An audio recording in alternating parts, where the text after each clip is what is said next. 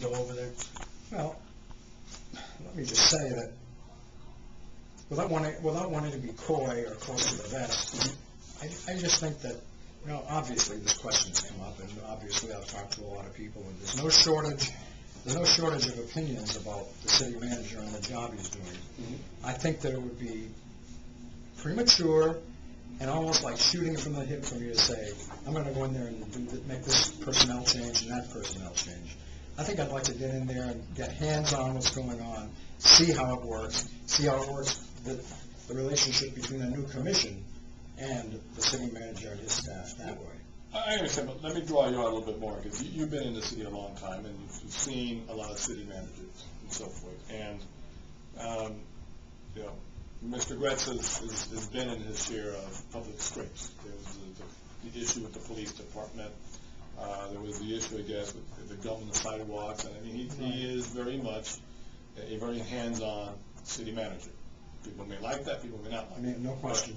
But what I need to hear, or what we'd like to hear from you, is an idea of, having watched him, how comfortable are you with him? I mean, do you think, and nobody's perfect, and nobody's evil here. Right. What I'd like to hear from you is, are you comfortable with him? Do you think he's effective? Or are there enough, do you believe there are enough red flags here that you're not totally comfortable with? Because this is a major issue. It is. There's no question. I think that how comfortable I am really is going to depend on how he interacts with this new commission, how he's going to maybe change his act a little bit, if that's possible to do. He's made some changes already. I wouldn't be negative about the changes he made. I wonder why they were made at this particular time, frankly. I mean, maybe they were necessary, maybe they were just... What are you talking about? Was right. Changes. What are you referring Personnel to? changes. You mean the assistant city manager changes that he just made? Exactly. So, is this to buy more time, or is this because this really needs to be done? I'm not entirely sure. We can speculate on these things, but we don't know. And as I say, I know that certain candidates have just come frankly out and said, I'm going to get rid of him. I can't say that. I don't feel comfortable enough to say I'm going to slice this person's head off because there's some things I don't like. There seems to be a consensus that he keeps the trains running on time. Well, that means something, too. So, I don't know if that's the answer you want. No, more or less. You're retired from what kind of work? Oh, I'm not retired. I have a little business that we talked about earlier. Oh, I missed it. Sorry. Yeah, it's called Positive ID. Oh, that's right, because I called you and I got your voice. Right, exactly, you did. Which makes photo IDs for other companies. Okay. It's a B2B sort of business.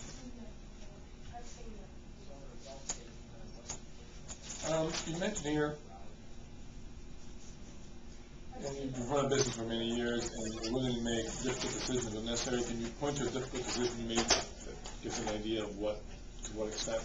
I mean, you're working that you would be on the commission at a very difficult time, budgetary time, and there are going to be some real hard challenges. Is it from your days either as a businessman or... I was a hotel operator. Right. And we had our share of problems, and we had a pretty dramatic downturn after 9/11, which all the hospitality industry did. Yes. And it was difficult. You had to be rather fast on your feet with cutbacks and changes that were necessary.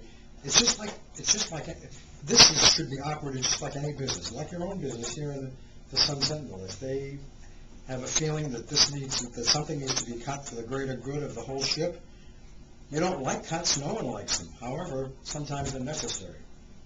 And I think maybe budget cuts and personnel cuts at work were the most difficult things for me.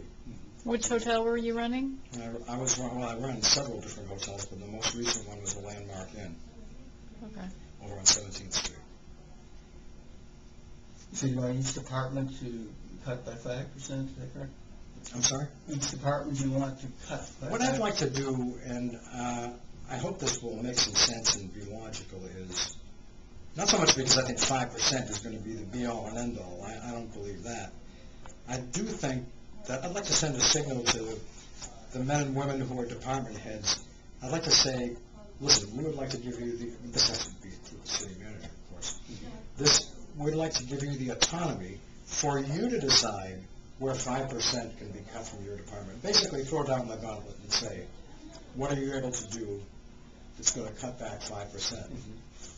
Other things are going to also have to be done. But, I mean, if we do this, it sets a tone and kind of puts us in a direction. I think people will see that this is going in a direction.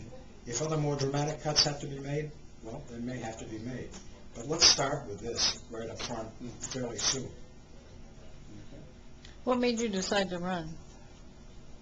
Well, as I was telling the gentleman earlier, I've always had interest in local politics, and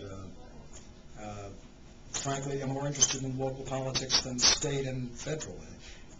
It involves things that are close to you and that you can get your arms around and see and feel. The pothole on your street, the stop sign at the corner, those kind of things that some people think are mundane, those affect everybody's life every day. What did you think of the job that Cindy Hutchinson did? I think she did a good job. I think she worked out very well. A lot of people didn't give her the credit that I think she deserved up front at the beginning.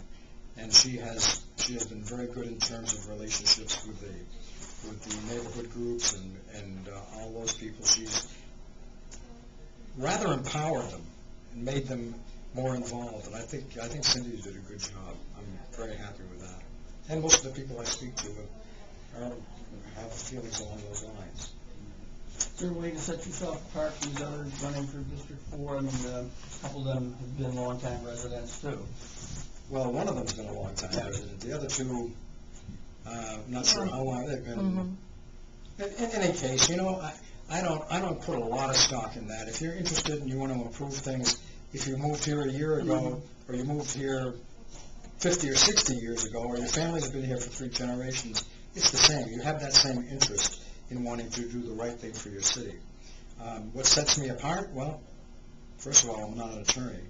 And I don't cast any aspersions on attorneys. I know several attorneys that are straight shooters and contributors to the community, and they're an asset. They're an asset to us. I just feel we're top-heavy with lawyers. I mean, the President of the United States happens to be a lawyer now. The new President's a lawyer. The House and Senate federally are basically all attorneys. And the State Senate and House, more attorneys, which there's nothing terribly wrong with that. It's just that I think we have enough lawyers. We may have a lawyer for mayor, which is not an issue with me. I don't have a problem with it. I just think we're top-heavy with lawyers. All right. Any other questions? That's it. Brittany? No, I guess not. All right. If there's anything you need to call me about, Yeah, we will. shoot me.